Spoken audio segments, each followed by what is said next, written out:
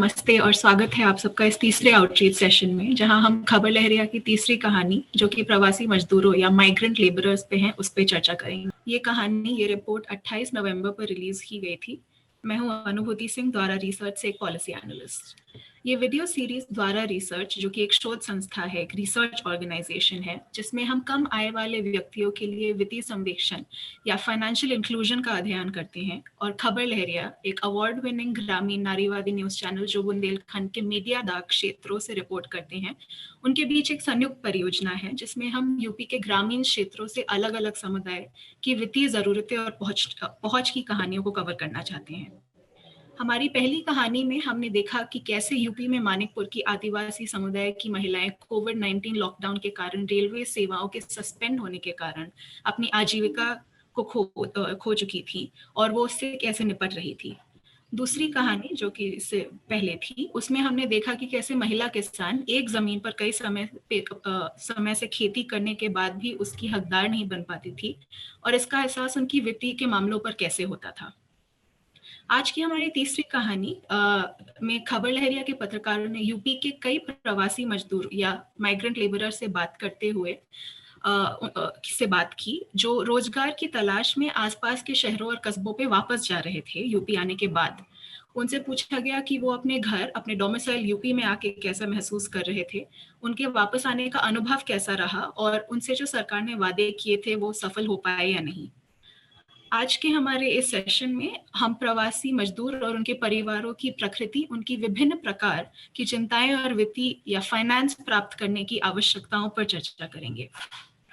तो हमारे साथ आज के सेशन में हैं खबर लहरिया की गीता जी, जो कि खबर लहरिया की मुख्य संवाददाता हैं, और उन्होंने इससे पहली वाली जो कहानी थी महिला किसानों पर, उसको भी कवर किया था। प्रोफेसर अमित बासुले, जो कि बैंगलोर की अजीम प्रेमजी यूनिवर्सिटी के school of arts and science में 2017 से फैकल्टी मेंबर हैं। यहाँ से पहले प्रोफेसर बासुले ने बकनेल यूनिवर्सिटी और यूनिवर्सिटी ऑफ मैसाचुसेट्स में भी पढ़ाया है। इनके कुछ शोध क्षेत्र या रिसर्च इंटरेस्ट है गरीबी और असमानता और रोजगार। इसके बाद हमारे साथ हैं आदित्येश्वर सेठ और सुल्तान अहमद ग्रामवानी से, जो कि 2009 में शुरू की गई थी एक सामाजिक तकनीकी कंपनी की ओर की तरह, जो सूचना के प्रवाह को उलट के उसको टॉप डाउन की जगह बॉटम अप करना चाहती है। आदित्येश्वर ग्रामवानी के फाउंडर और डायरेक्टर हैं, और सुल्तान कम्युनिटी और फील्ड ऑपरेशंस के डायरेक्टर हैं। तो ये था मेरा उनके लिए एक छोटा सा परिचय। अब हम मेरे ख्याल से प्रश्नों की ओर बढ़ सकते हैं। जैसा कि आप जानते हैं, जो पहली जिस वीडियो से हम ये सेशन कर रहे हैं, उसमें हमने देखा कि खबर लहरिया के पत्रकारों ने प्रवासी मजदूरों से बात की। कई मजदूर ऐसे थे जो वहीं बस स्टेशन में थे, वापस जा रहे थे जैसे जैसे लॉकडाउन रिलैक्स हो रहा था यूपी में। तो पहला सवाल गीता जी मैं आपसे ही करूंगी। आप हमें बताएं कि रिपोर्टिंग के टाइम पे, वीडियो बनाते टाइम, जो आप हमें बताएं कि अनौपचारिक या जो प्रवासी श्रमिक होते हैं, जो मजदूर होते हैं, उनका वित्तीय जीवन कैसा होता है, और इमरजेंसी के टाइम पे वो फाइनेंस या पैसों तक कैसे पहुंचते हैं, और कभी कभी जैसे उनके परिवार भी उनसे दूर रह रहे होते हैं, तो उस समय अगर उनको कोई इमरजेंसी हो जाती है तो वो कैसे इस तरह के वित्तीय सूत्रों से जुड़ पाते हैं। जी, सबको नमस्ते। मेरा नाम गीता है और मैं खबर लहरिया से 2009 से जुड़ी हुई हूँ, काम कर रही हूँ, और इस समय मैं चीफ रिपोर्टर हूँ। लेकिन ग्रामीण स्तर की रिपोर्टिंग का ही काम है हमारा। तो जब हमने रिपोर्टिंग की, अभी तो खैर लॉकडाउन के समय जितनी भी रिपोर्टिंग की वो, और इसके पहले भी हमने प्रवासी मजदूरों पर रिपोर्टिंग की है। तो जो एक प्रवासी मजदूर और उसके परिवार की स्थिति होती है, तो वो तो ये होती है कि जब वो पूरा दिन काम करता है और शाम को जितना भी उसको पैसा मिलता है, उसी से वो आटा दाल चावल खरीद के जाता है और उसी को बनाता खाता है। उससे जो भी बचता है 150, उसको वो अपनी बचत के लिए रखता है, इमरजेंसी के लिए। कभी ऐसी दिक्कत आती है कि जब भी उसको किसी मजदूरी की, उसके बीमारी के लिए या किसी चीज में लगाना होता है, तो जो भी वो होता है वो लगाता है। अगर ज्यादा होता है तो या तो फिर वो कर्ज लेता है, या तो उसके पास जो छोटा मोटा सामान होता है उसको गिरवी रखता है। या कुछ भी ऐसी स्थितियों से उनको गुजरना पड़ता है, क्योंकि उनके पास इतना पैसा ही नहीं होता कि वो आगे बढ़ पाए। अगर मैं लॉकडाउन के समय का उदाहरण दूं, तो अभी मेरे क्षेत्र में ही एक गांव है जमवारा, वहाँ के बहुत से मजदूर थे जो मुंबई में फंसे हुए थे लॉकडाउन के समय, और वहाँ भी उनका रोजगार बंद हो गया, तो वहाँ भी वो भूखों परेशान हो रहे थे, हमको कॉल कर रहे थे कि हमारी ये स्थिति है। हम भी उनकी काफी मदद कर रहे थे, लोगों से संपर्क कर रहे थे, कई संस्थाओं से संपर्क कर रहे थे, सरकार को भी टैग कर रहे थे कि उन तक खाना पहुंचाए कम से कम। उस बीच उनकी माँ की तबीयत खराब थी और साधन भी नहीं चल रहे थे कि वो कहीं ले जा पाए, ना ही उनके पास इतना पैसा था। वहां उनका काम बंद होने से वो वहां से भी नहीं कुछ भेज सकते थे, तो उनके माँ की मौत हो गई। यहाँ तक कि जब वो मौत हो गई तब भी नहीं वो आ पाए लॉकडाउन के कारण। इस तरह की स्थिति होती है एक मजदूर की। जी बिल्कुल। और प्रोफेसर बासुले, हम जानते हैं आपने भी एक स्टडी अभी हाल ही में की है, उसमें आपने 12 राज्यों में सर्वे किया था।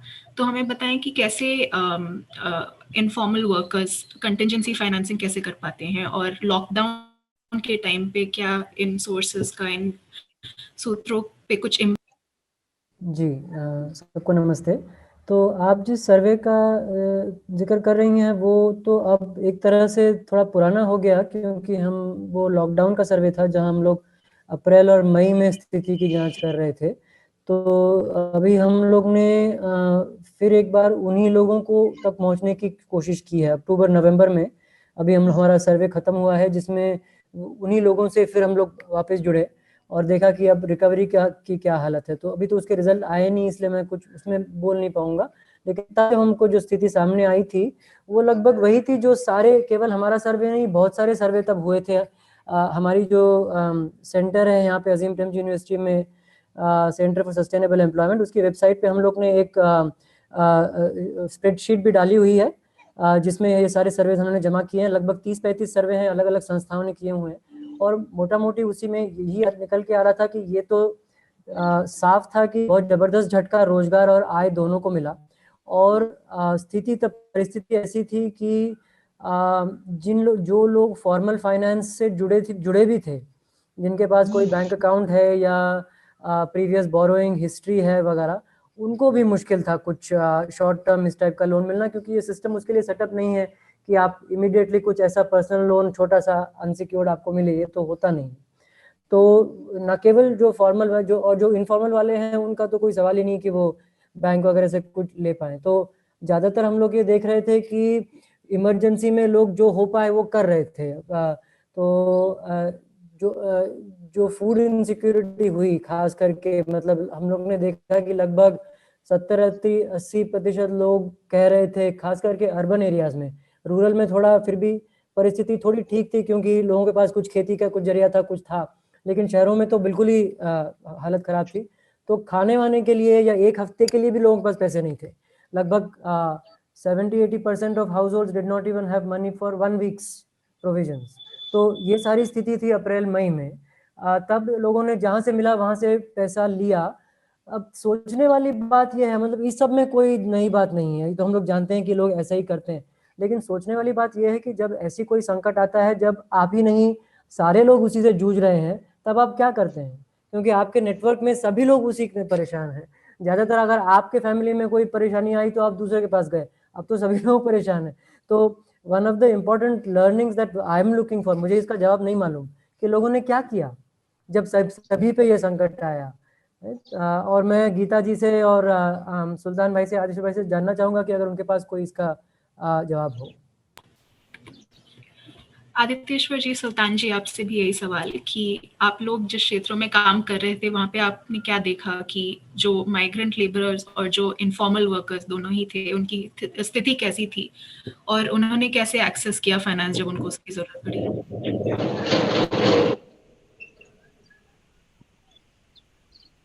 सुल्तान, आप बताएंगे? या दी। तो मैं एक एग्जांपल देता हूँ।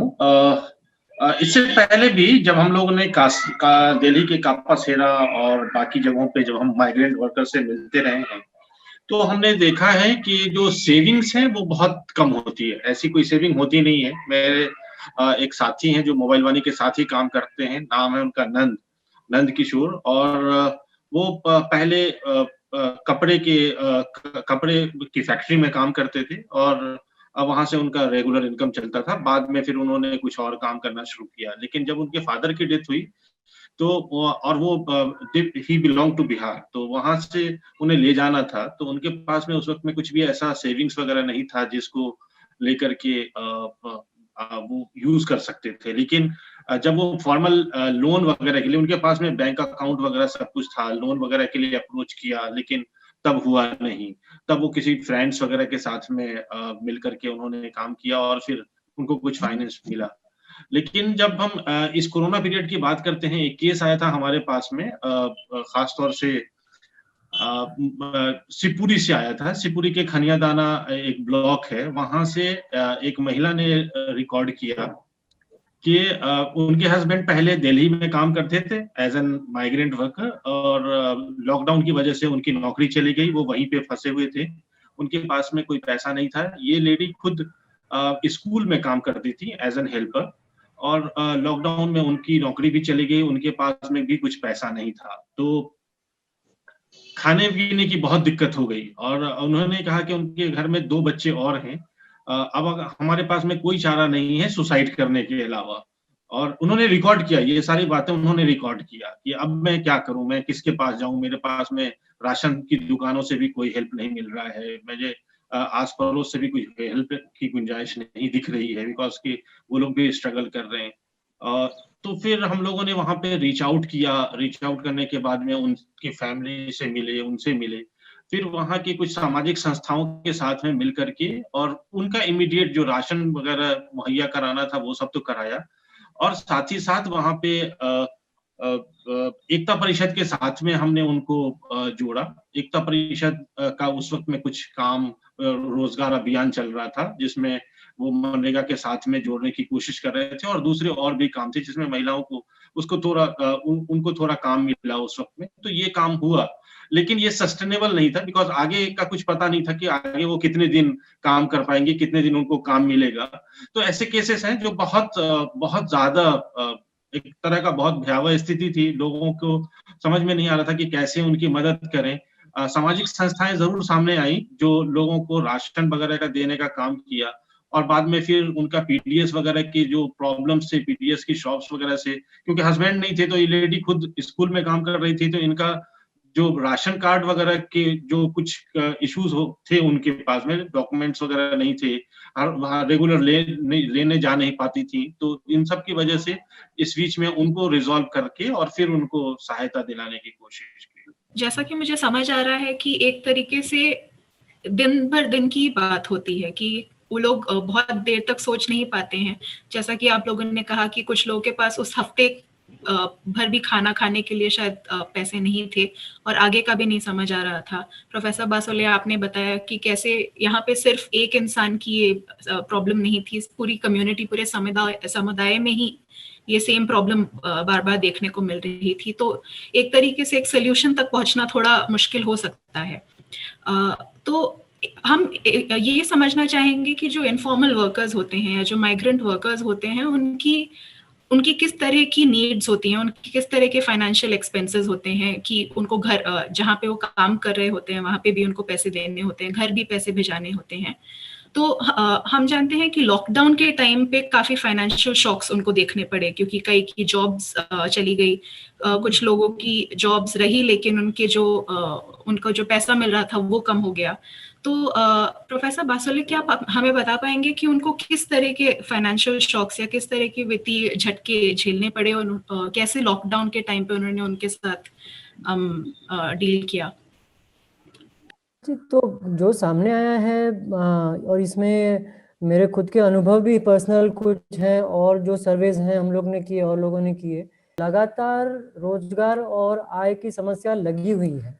तो जिसको हम लोग रिकवरी कह रहे हैं, तो रिकवरी में समझने की जरूरत है कि इस रिकवरी का क्या मतलब ये काम मायने रखती है, और ये बहुत हेट्रोजीनियस है, जिसको कहते हैं अलग अलग लोगों के लिए बहुत अलग अलग मायने हैं। तो कुछ लोगों के रोजगार वापस आ गए, कुछ प्रवासी मजदूर वापस आ गए, जो वापस आए उनको पता चला कि वही काम की मजदूरी कम मिल रही है कुछ लोगों को, या काम उतना नहीं मिल रहा जितना पहले मिल रहा था। एम्प्लॉयर्स ने कुछ मजदूरी घटा भी दी कहीं कहीं पे। तो मई के बाद में जून, जुलाई, अगस्त, सितंबर की जब हम लोग बात करते हैं तो जो मैक्रो इंडिकेटर्स हैं, जीडीपी ले लीजिए या दूसरा हाई फ्रीक्वेंसी डाटा है, index of industrial production, other kinds of indicators, उसमें काफ़ी रिकवरी दिखती है। लेकिन मेरे हिसाब से वो बहुत इम्पोर्टेंट चीज़ें छुपा रही है। एक ये कि रोज़गार अभी भी कमज़ोर है, काफ़ी लोगों के पास नहीं है। जो मैं पहले बात बोलना भूल गया, एक कॉमन सोर्स था एम्प्लॉयर्स। जो तमाम शहरों में जो डोमेस्टिक वर्क वगैरह में जो महिलाएं वगैरह ज़्यादातर काम करती हैं, वो कई बार उन्होंने अपने एम्प्लॉयर्स से, जो मिडिल क्लास हाउसहोल्ड्स के लोग हैं जो घर में काम करवाते हैं, उनसे लिए हुए हैं पैसे। कई महीने की तनख्वाह एडवांस ले ली वगैरह, इस तरह की घटनाएं बहुत हुई हैं। तो इसका जो मैक्रो इम्प्लीकेशन है वो समझने की ज़रूरत है कि हम तो अपने पर्सनल तौर पे जानते हैं कि मैंने इसको 10,000 रुपये दिए, मैंने फलाने को सैलरी एडवांस दिया था, लेकिन हजारों लाखों लोगों ने ये किया होगा। और ये जो डेट बिल्डअप है वो कहीं ना कहीं जाके चुकाना है लोगों को। तो जब उनकी आय और रोजगार वापस आएगा और वो चुकाएंगे तो मांग पे इसका असर पड़ने वाला है। वो मांग उस हद तक कम हो जाएगी जितना वो लोग कर चुका रहे हैं। तो ये सारे का मैक्रो इकोनॉमिक्स समझने की बहुत जरूरत है। गीता जी, आप जब मजदूरों से बात कर रहे थे और आपने उनके अलावा उनके परिवार के सदस्यों से भी बात की, तो आपको क्या समझ आया कि इस लॉकडाउन के दौरान और लॉकडाउन के बाद भी सरकार ने कैसे इनकी मदद करने की कोशिश की, और क्या ये जो स्कीम्स जो बनाई गई, क्या ये उन तक पहुंची भी हैं या नहीं?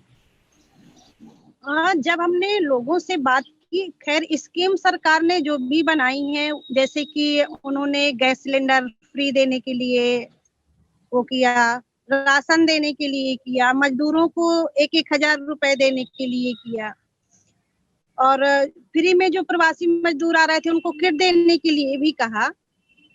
लेकिन ज्यादातर मुझे धरातल में ये चीजें दिखी नहीं, क्योंकि टीवी में तो हर रोज देखते हैं कि मोदी जी हो या योगी जी हो बोल रहे हैं ये चीजें कि ये सुविधाएं हैं, लेकिन जिनके पास ये चीज सुविधाएं ही नहीं है, मान लो ऑनलाइन की, ना टीवी है उनके पास, ना मोबाइल है, उन तक कैसे पहुंचेगी, वो कैसे जागरूक हो पाएंगे?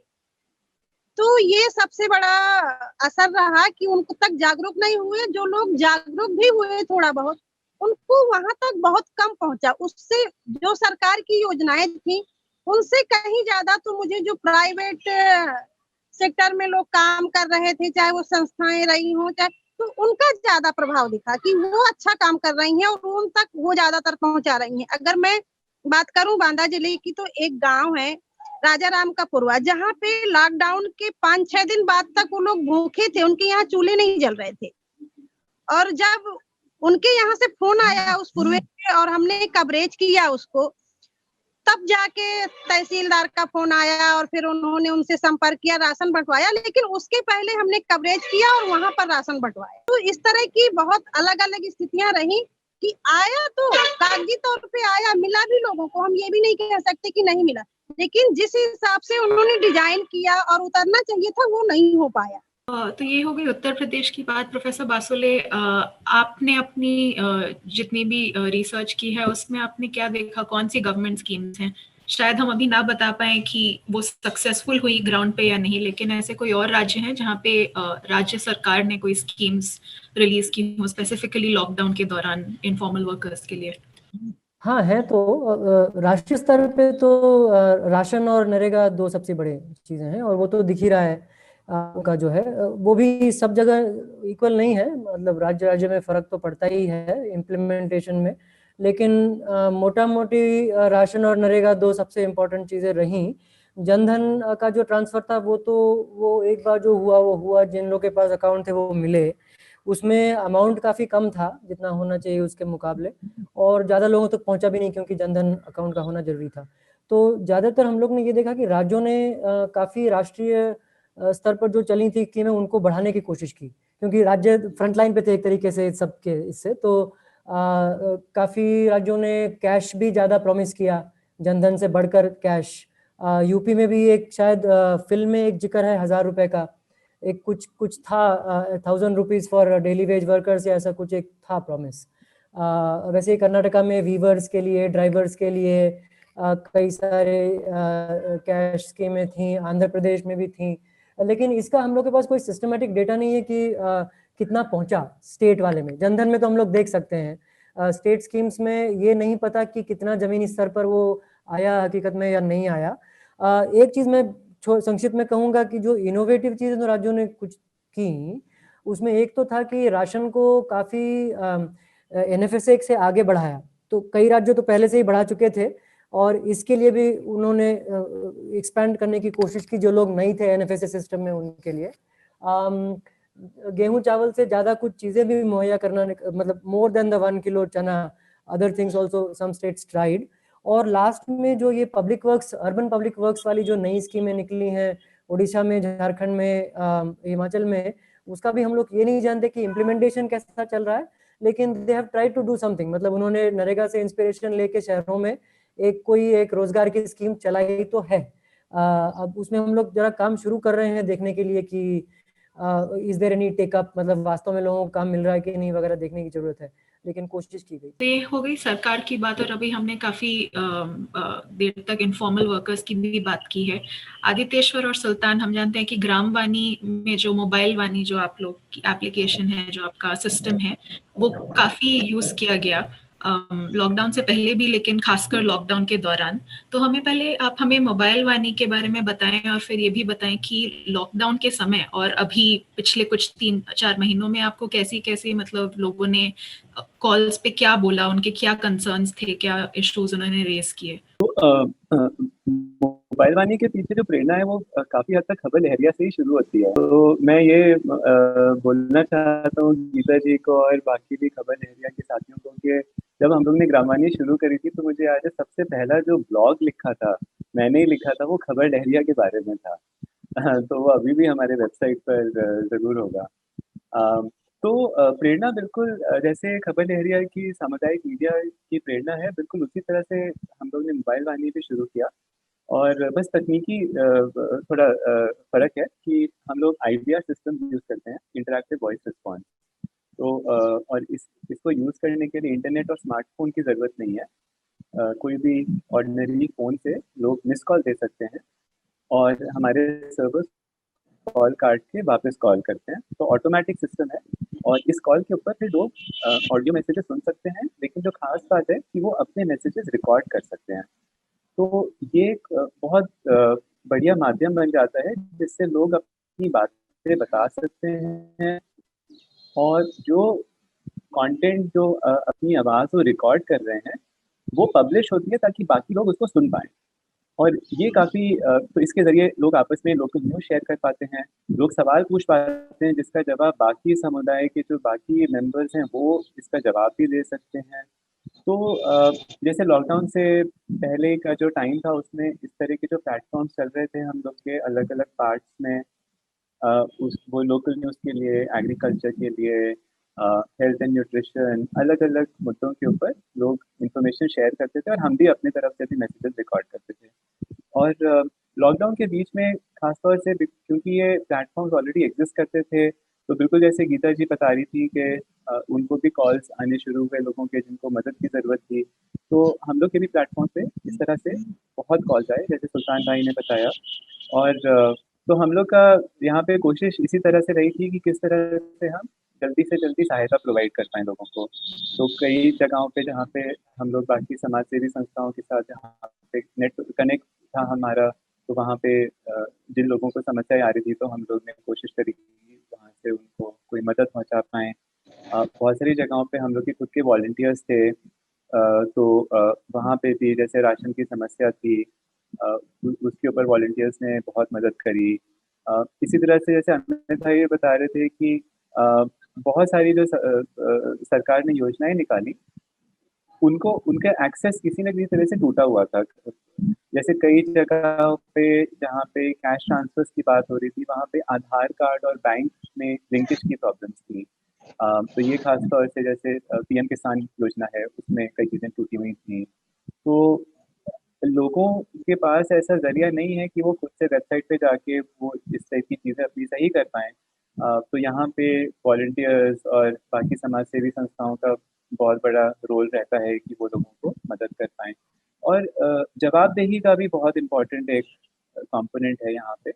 कि जैसे गीता जी ने भी बताया कि जब इस तरह के वीडियोस उन्होंने कवर करे और आगे जाके गवर्नमेंट ऑफिसर्स को दिखाए तो उससे फिर उनको ऊपर भी प्रेशर पड़ता है तेजी काम में तेजी लाने के लिए। तो इस तरह के बहुत चीज़ें सामने आई। लॉकडाउन के बाद जो रिकवरी चल रहा है उसमें भी हम लोग के काफ़ी इंटरेस्टिंग इसी तरह की रिपोर्ट आई हैं और हम लोग का ज़्यादा एक्सपोजर जैसे दिल्ली एनसीआर और गुड़गांव में जो फैक्ट्री वर्कर्स हैं उनके साथ में ज़्यादा अभी एक्सपोजर रहा है, स्पेशली जैसे गारमेंट और ऑटोमोटिव इंडस्ट्री में। तो यहाँ भी जैसे अमित भाई बता रहे थे कि मैक्रो इकोनॉमिक इंडिकेटर से कुछ इंडिकेशन मिल रहा है, लेकिन ज़मीनी स्तर पे क्या हो रहा है ये हम लोग को वर्कर्स के जो रिपोर्ट्स हैं उन्हीं के ज़रिए पता चलता है। तो वहाँ से हम लोग को ये देखने को मिला कि जैसे अप्रैल, मई, जून वगैरह में तो काम बिल्कुल ही बंद हो गया था। जुलाई, अगस्त में कंपनीज के पास पुराने ऑर्डर्स थे, तो कंपनीज वो ऑर्डर्स कंप्लीट करना चाह रही थी, जैसे स्पेशली गारमेंट वगैरह में।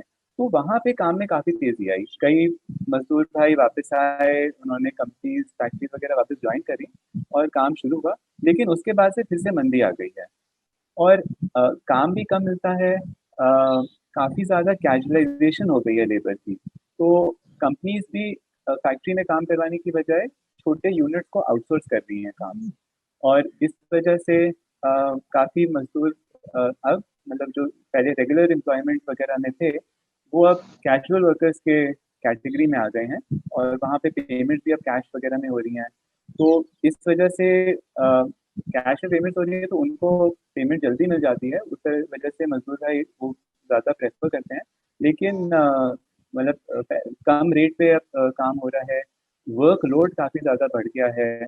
तो इस तरह के कई चीज़ें निकल के आ रही हैं कि रिकवरी अभी मतलब जो असली आप रिकवरी बोलेंगे वो अभी काफ़ी दूर है। कई बार ये भी हो रहा है कि जो लोग काम के लिए वापस आ गए हैं उनको पहले तो ये था कि चलो जितने दिन का भी कॉन्ट्रैक्ट पीरियड होता था उतने दिन में काम मिल जाता था।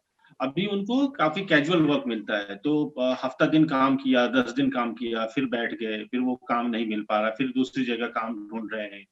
या फैक्ट्री में ये हो रहा है कि कुछ लोगों को निकालना ही है तो थोड़ा तो कुछ लोगों को हटा दिया जाए, तो तब अब वो फिर और काम ढूँढने लगते हैं। जो लोग काम नहीं ढूँढ पाते हैं वो कुछ और काम करने लगते हैं, जैसे सब्जी वगैरह की ठेली लगा ली या कुछ और काम करने लगे। लेकिन काम ढूँढना अभी बहुत मुश्किल हो रहा है। इस तरह से जो लेबर चौक होते हैं वहाँ पे भी हम जब जाते हैं तो देखते हैं कि पहले लोग कहते थे कि डेली का जब हम आते थे 2-3 घंटे बैठते थे तो कुछ ना कुछ काम मिल जाता था, लेकिन अभी कई बार ऐसा होता है कि हफ्ते में 2-3 दिन का ही काम मिलता है, बाकी दिन कोई काम नहीं मिलता है। तो ये सारी चीजें काफी बढ़ी हैं। एक चीज मैं अनुभूति जोड़ना चाहूंगा, जो अभी जो सुल्तान भाई कह रहे थे कि हम लोग जो CMI का डेटा देख रहे हैं राष्ट्रीय स्तर पे, उसमें भी ये साफ दिख रहा है कि जो रिकवरी हम लोग जो कहते हैं, जब आप पूछें लोगों से रोजगार है कि नहीं आपके पास या रोजगार वापस आया कि नहीं, तो हाँ ना में जवाब दें तो हाँ मिल भी जाएगा जवाब, लेकिन वो क्या कर रहे हैं अगर हम देखें तो बहुत सारी मूवमेंट दिखती है सैलरीड वर्क से सेल्फ एम्प्लॉयमेंट की तरफ। तो जो पहले कुछ वेतन वगैरह के लिए इस टाइप वेतनभोगी लोग थे या कुछ रेगुलर मजदूरी पाते थे, वो अब कुछ अपना खुद का, जैसे सुल्तान भाई कह रहे थे, सब्जी का ठेला लगा दिया या कुछ कर लिया, ऐसा काम करने लगे हैं, जिसकी वजह से रोजगार तो है लेकिन उनकी कमाई फिर भी काफ़ी कम है। तो रिकवरी का एक एस्पेक्ट ये भी है।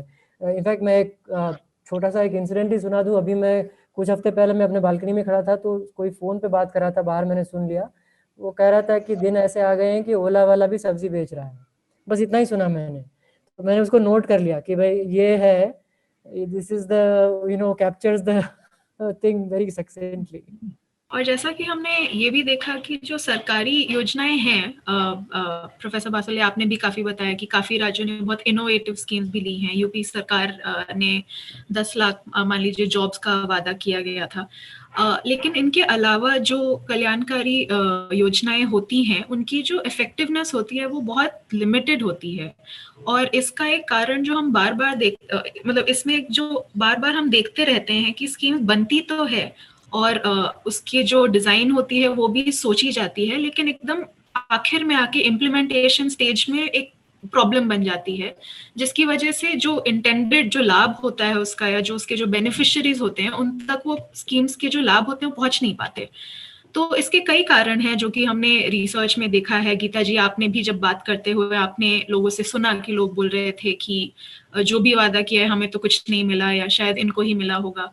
एक बात आपने कही कि कुछ लोग जागरूक ही नहीं होते हैं कि इनको ये लाभ मिल भी सकता है। ये भी है ना कि जैसे कि अभी उन्होंने ये भी वादा किया कि जो प्रवासी मजदूर लौट के आए हैं या जिनके काम बंद चल रहे थे, हम उनको कुछ लोन देंगे जो छोटा होगा राशि में, और उससे लोग धंधा कर सकते हैं। लेकिन अगर हम देखें उसको तो लोग खुद में ये बात कह रहे हैं कि अगर 10,000 तक का हमें लोन मिलेगा तो 10,000 में तो एक छोटा सा ठेला कसता है, तो फिर हम उसमें आगे का रोजगार कैसे करें, कैसे हम अपना रोजगार कर पाएंगे। तो ये भी एक बहुत बड़ा वो है कि आप दे भी रहे हो तो फिर उसमें क्या दे रहे हो। जैसे हमने ग्रोसरी के मामले में भी देखा था कि जो राशन दिया जा रहा है वो सोच के दिया जा रहा है कि परिवार में सिर्फ 4 लोग हैं, लेकिन होते हैं उससे कई ज्यादा, और उसके बारे में सोचा तक नहीं जाता। तो एक तो डेफिनेटली डिजाइन के लेवल पे भी एक प्रॉब्लम है। लेकिन जैसे आदित्य सुल्तान, प्रोफेसर बासुले, आपको क्या लगता है कि इम्प्लीमेंटेशन लेवल पे या स्टेज पे ऐसे कौन कौन सी प्रॉब्लम्स आती हैं जहाँ पे वो जो इंटेंडेड बेनिफिट होता है वो पहुंच तक नहीं पाता? 2-3 एग्जांपल्स ऐसे देना चाहेंगे। During corona period migrant workers के लिए, जैसे एक एग्जांपल लेते हैं बिहार झारखंड की गवर्नमेंट ने, बिहार गवर्नमेंट ने एक लॉन्च किया और उसमें कहा गया कि जो माइग्रेंट वो जहां पे भी हो वो अपने डेस्टिनेशन प्लेस से उस ऐप के थ्रू रजिस्टर कर सकते हैं and then they will get the 1,000 rupees immediately जब भी उनको रजिस्टर हो जाएगा। पता नहीं डिजाइन कैसे किया, क्योंकि उसमें एक चीज बहुत प्री डिफाइंड एक तरह का वो था कि अगर आप रजिस्टर करते हैं ऐप में तो आपका आधार कार्ड, आपका बैंक अकाउंट बिहार में होना चाहिए। अगर आपका आधार कार्ड आपने दिल्ली में माइग्रेट किया है और लंबे समय से रह रहे हैं और आपने अपना एड्रेस चेंज करा लिया आधार कार्ड पे, या आपका बैंक अकाउंट दिल्ली में है या जयपुर में है, तो आपको वो इंटाइटल मिलेगा। तो ये सारे जो प्री डिफाइंड जो चैलेंजेस थे उस पूरे स्कीम के तहत, गवर्नमेंट ऑब्वियसली बहुत बोलती है हमने इतने लाख लोगों को इस स्कीम के तहत ये लाभ पहुंचाया, लेकिन हमारे पास में ऐसे बहुत सारे कॉल्स आए, दिल्ली से कॉल्स आए, जयपुर से कॉल्स आए, अहमदाबाद से कॉल्स आए, दूसरे और जगहों से कॉल्स आए, जहां पे इस तरह की प्रॉब्लम बहुत आई और लोगों के पास में कोई ऑप्शन नहीं था कि कैसे उस पर रजिस्टर करें और उनको पैसा मिल जाए। दूसरी चीज ये थी कि ये ऐप लॉन्च कर दिया गया, बहुत इमीडिएटली ऐप लॉन्च कर दिया गया। बहुत सारे ऐसे वर्कर्स हैं जो अभी भी उनके पास में कोई स्मार्टफोन नहीं है, तो ये पता करना जरूरी था कि क्या वो दूसरे के फोन से रजिस्टर कर सकते हैं कि नहीं कर। प्रॉब्लम आई कि दूसरे फोन से नहीं रजिस्टर, दूसरे के फोन से अपने डॉक्यूमेंट्स वगैरह अपलोड नहीं कर पा रहे हैं। तो इस तरह के केसेस में बहुत सारी प्रॉब्लम। चीज ये थी कि जैसे सारे ही स्टेट गवर्नमेंट ने ये कहा कि जो भी माइग्रेंट वर्कर्स वापस आ रहे हैं, हम लोग जो लोग क्वारंटाइन करेंगे 14 दिन की अवधि पूरी करेंगे, क्वारंटाइन होने के बाद में वो पीरियड पूरा होने के बाद में उनको जॉब कार्ड दिया जाएगा। जॉब कार्ड के बाद में उनके अकाउंट नंबर्स वगैरह लिए जाएंगे और उनको इमीडिएटली 1,000 रुपीज का सपोर्ट मिलेगा। लेकिन हमने ये देखा कि ये इंटायर कोरोना जुलाई के बाद भी ये जो जिनों का अकाउंट नंबर लिया गया क्वारंटाइन के बाद में, उनके अकाउंट में कोई पैसे नहीं आए। कहा गया कि आप जब जाएंगे यहाँ से भी मिलेगा।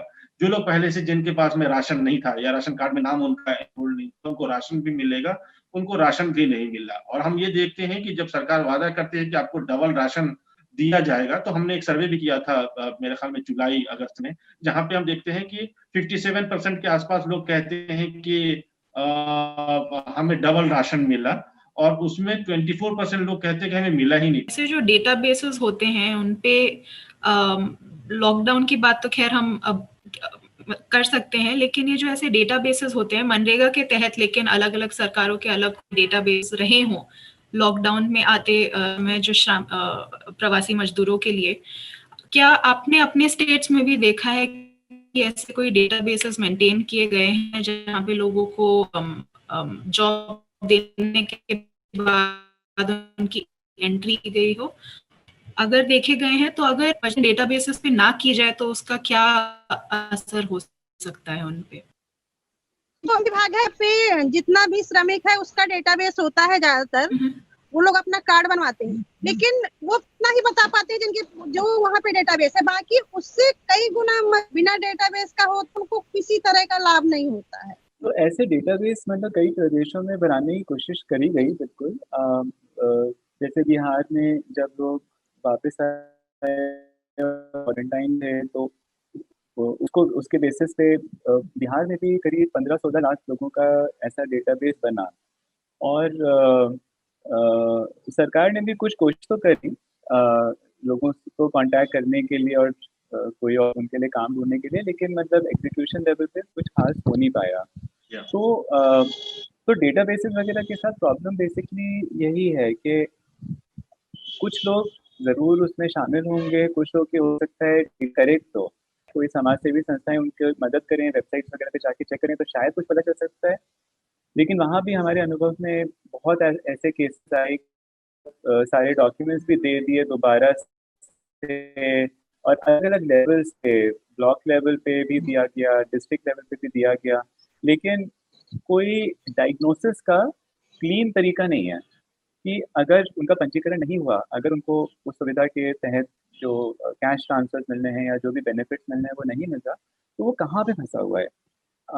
स्पेशली ये जो पूरा टेक्नोलॉजी वगैरह के ज़रिए जो लिंकेज बनाया जा रहा है, इससे ये बहुत ज़्यादा ओपेसिटी आ गई है कि शुरू में तो मान लीजिए पंचायत लेवल पे भी शायद कोई मदद कर सकता था, लेकिन अब पता ही नहीं है कि वो सिस्टम में कहाँ पे फंसा है, कौन से डेटाबेस के कौन से पार्ट में फंसा है, कौन रिस्पॉन्सिबल है उसके लिए, ये ट्रैक करना भी बहुत मुश्किल हो गया है।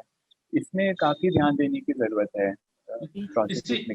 इसी को अगर हम वहाँ पे शुरू में जब अनाउंसमेंट हुआ कि पीएम किसान योजना शुरू होना है 2009 में इलेक्शन से पहले, तब बहुत जोरों शोर काम हुआ, सब जगह पे कैंप्स लगाए गए, कैंप्स के माध्यम से वो डॉक्यूमेंट्स इकट्ठा किए गए। उसके बाद में पटवारी और बाकी लोग उसको अपडेट करना था, उनको वेबसाइट पे डालना था। फॉर सम रीजन एक हमारे कॉलर हैं, हमारे कंट्रीब्यूटर हैं मोबाइल वाणी पे, उन्होंने कॉल किया कि उन्होंने 2019 में जून के आसपास उन्होंने एप्लीकेशन दिया था, जब वो कैंप लगा था उनके अपने गांव में, तब वहां पे सारे पेपर्स दिए, सारा डॉक्यूमेंट, फेयर डॉक्यूमेंट, जो रिक्वायरमेंट था वो सब कुछ फुलफिल कर रहे थे वो। उसके बाद उनका नाम रजिस्टर हुआ। नाम रजिस्टर होने के बाद में पहला इंस्टॉलमेंट आया, दूसरा इंस्टॉलमेंट आया, लेकिन नाम के साथ में जो अकाउंट नंबर है वो गलत है। अकाउंट नाम ठीक है लेकिन अकाउंट नंबर गलत है, आधार भी ठीक है। फिर उसको चेंज कराने के लिए वो वहाँ के local CSP centre, community help centre पे गए और वहाँ पे उन्होंने उसको चेंज करवाया। तो चेंज कराने के बाद वेबसाइट पे नाम वो दिखने लगा कि ठीक है, फिर वो आया नहीं, जो सेकंड इंस्टॉलमेंट आया फिर उनको नहीं आया। तो फिर वो वहां से ब्लॉक एग्रीकल्चर ऑफिसर्स के पास गए और फिर उसको करेक्ट कराने की कोशिश की, उनको दिया एप्लीकेशन। तो उन्होंने कहा कि देखिए मैंने अपने डेटाबेस से ये सही कर दिया है, आपको मैं दिखा भी देता हूँ, ये हमारे पास में प्रूफ है। और उसके बाद भी जो इंस्टॉलमेंट आना था वो नहीं आया, तो सेकेंड इंस्टॉलमेंट भी चला गया। उसके बाद उन्होंने जिला कृषि एग्रीकल्चर ऑफिसर्स को अप्रोच किया कि वहां से कुछ ठीक हो जाए, और सब जगह पे उनके अपने पैसे भी खर्च होते रहे, लेकिन हो पाया है, और 6 इंस्टॉलमेंट लोगों को चले गए। तो ऐसे जो एक्सक्लूजन है वो बहुत देखने को मिलते हैं। कई जगह पे वेरिफिकेशन के लेवल पे होता है, कई जगह पे डेटा में करेक्शन के लेवल पे होता है, कई जगह पे पटवारी वगैरह का काफी रोल होता है, पावरफुल व्यक्ति होते हैं, तो उसमें कई लोगों को जानबूझ करके ही उनका नाम ऐड नहीं करते हैं। बिहार गवर्नमेंट ने कोशिश किया था कि जो स्किल्ड वर्कर वापस आए हैं, माइग्रेंट वर्कर, जैसे टेलर हैं या कोई ड्राइवर है या कुछ और करते हैं, वो लोग भी वापस आए। अब उनका वो लोग ट्रेड आइडेंटिफाई करेंगे कि किस तरह की स्किल्स हैं उनको, अगर उनको किसी और तरह की हेल्प की जरूरत है तो हमें उनको फाइनेंशियल हेल्प देंगे, या ट्रेनिंग की जरूरत है तो और ट्रेनिंग दे करके और उनका रोजगार शुरू कराएंगे। लेकिन ये सब सारा काम शुरू हुआ, बीच में इलेक्शन आ गया, इलेक्शन के बाद वो मुद्दा कहाँ गया किसी को नहीं पता, कितने लोगों को हेल्प मिलेगा।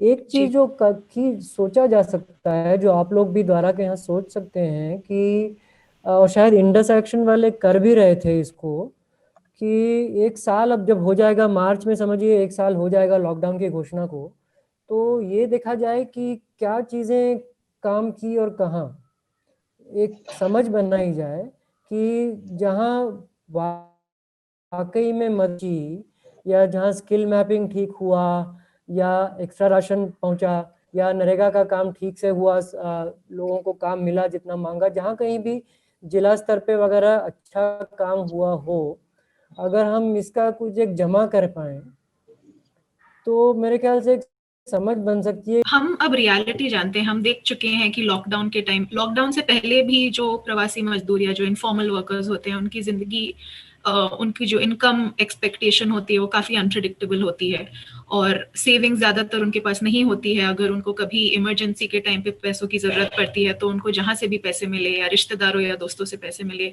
उनसे लेना पड़ता है, तो काफी फॉर्मल फाइनेंस तक एक्सेस भी बहुत कम होती है। तो लॉकडाउन के समय जब उनको वापस लाया गया, और फिर अब लॉकडाउन के बाद वो वापस जा भी रहे हैं, क्योंकि जहाँ पे वो वापस आए वहां पे उनको शायद नौकरी ना मिली हो, या उनके परिवार के लिए उतनी आय काफी ना रही हो।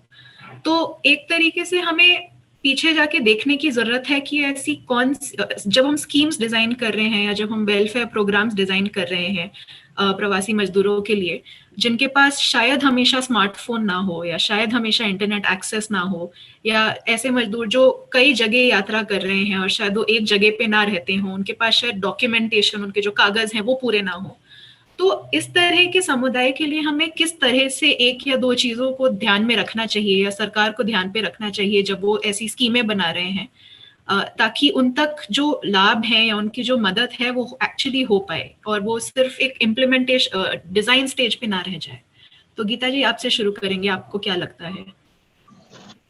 मुझे जो लगता है कि जो व्यक्ति जहाँ पे भी रह रहा है, काम कर रहा है, उसको वहाँ पे ये अधिकार होने चाहिए कि वो वहाँ से उस योजना का लाभ ले सके। मतलब उनके सिर्फ कागज पे जो एड्रेस है उससे नहीं डिपेंड करना चाहिए।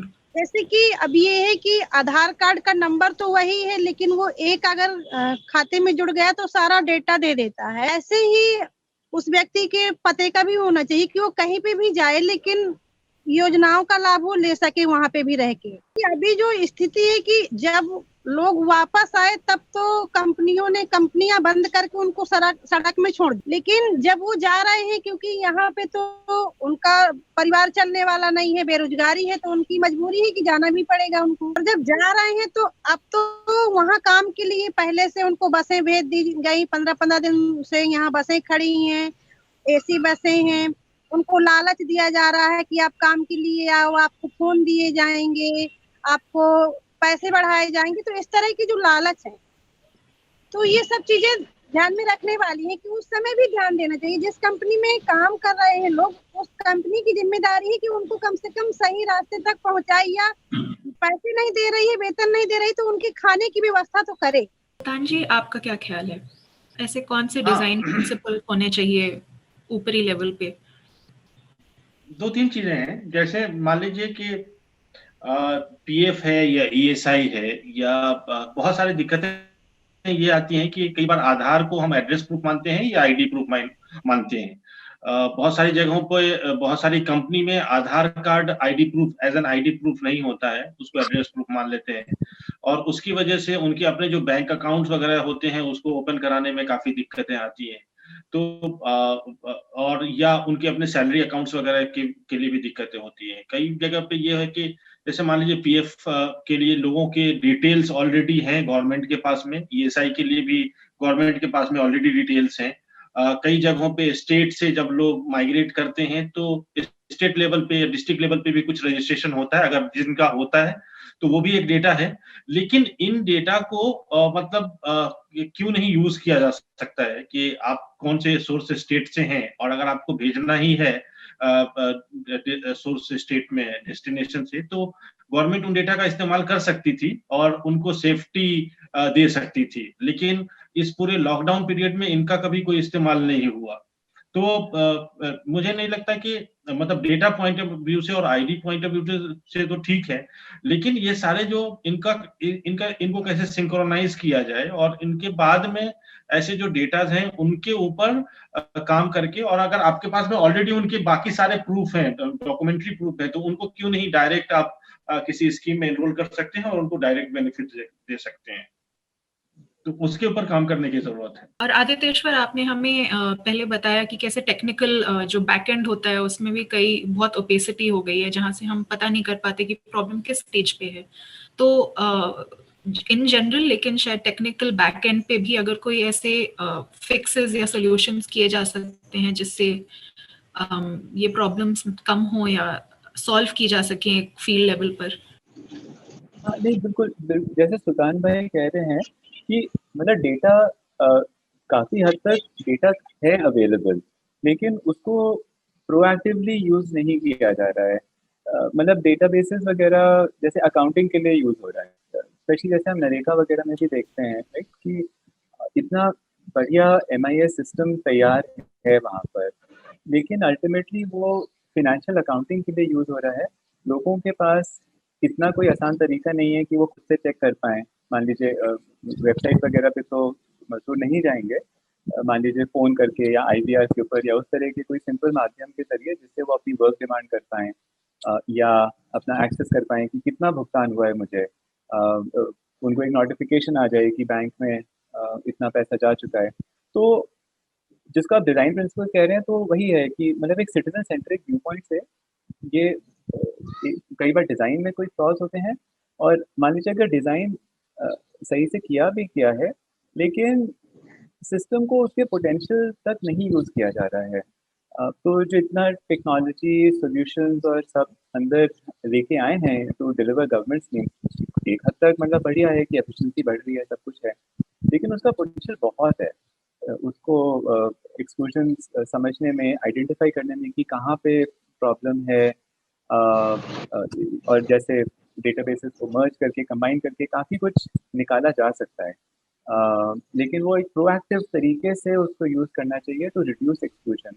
रादर माइंडसेट उल्टा बन गया है कि मतलब चेक करें कि कोई चीटिंग नहीं कर रहा है, कोई फ्रॉड नहीं कर रहा है, हमारी पब्लिक अकाउंटिंग ठीक होनी चाहिए। तो वो वाला माइंडसेट थोड़े बदलाव की ज़रूरत है। प्रोफेसर बासोले, आपने हमें बताया कि कैसे हमें मैक्रो लेवल पे डेटा की ज़रूरत है और डेटा देखने की भी ज़रूरत है ताकि हम इम्पैक्ट समझ पाएँ जो अलग अलग स्कीम्स हैं। लेकिन इम्पैक्ट से पहले हमें ये भी देखने की और इसी इम्पैक्ट से हम देख पाएंगे कि सक्सेस रेट क्या रहा है इन स्कीम्स का। तो उसके बारे में आप क्या कहेंगे? और फिर से क्या कोई डिज़ाइन प्रिंसिपल्स हैं इस तरह के समुदाय के लिए जिनके पास शायद जो एक अज्यूम्ड प्री रिक्विजिट इंफ्रास्ट्रक्चर ना हो? इसमें दो चीज़ें मैं कहूँगा। एक तो कंटिन्यूइंग जो अभी सब लोग कह रहे थे कि एक आम आदमी को दिमाग में रख के बनाने की ज़रूरत है इंफॉर्मेशन सिस्टम्स। अब इसमें जैसे राजस्थान ने कोशिश की है, उसका क्या नाम है, जन सूचना पोर्टल। जन सूचना पोर्टल जो उन्होंने बनाया है, अब मैंने बहुत ज़्यादा देखा नहीं उसका कि क्या हुआ है। मेरे ख्याल से अब लॉन्च करके भी 1 साल हो गया होगा शायद। तो दैट इज़ वन एग्जांपल। और उसी के साथ में जो चर्चा चल रही थी कि कियोस्क्स हों, जनता इंफॉर्मेशन कियोस्क्स हों, जहाँ पे आप अब हम काफ़ी हद तक जानते हैं कि MIS से जो वर्कर का डिस्टेंस है उसको कैसे ब्रिज करना है, क्या इंफॉर्मेशन वर्कर चाहता है और उसका लॉजिक क्या होना चाहिए प्रेजेंटेशन का। तो we do understand these things. तो इसको लागू करने का समय आ गया है, क्योंकि बहुत ही डेटा रिच समाज होता जा रहा है और उसको यूज़ करने की ज़रूरत है लोगों के भले के लिए। एक तो ये पॉइंट है। And again we can learn from these experiments, Jan Soochna portal जैसे एक्सपेरिमेंट्स को। और दूसरी बात जो आपने कही मैक्रो की, वो भी रिलेटेड है कि हम लोग को एक तरीके से इस टाइप के डेटा को मेन स्ट्रीम करने की ज़रूरत है in terms of analysing the economy. धन्यवाद करना चाहूंगी गीता जी, प्रोफेसर बासोले, आदित्येश्वर, सुल्तान, आप सब और खबर लहरिया की स्टोरीज भी फॉलो करती रहिए। थैंक यू वेरी मच सब जुड़ने के लिए। शुक्रिया। Thank you so much. Thank you. खबर लहरिया, आपकी खबर आपकी भाषा।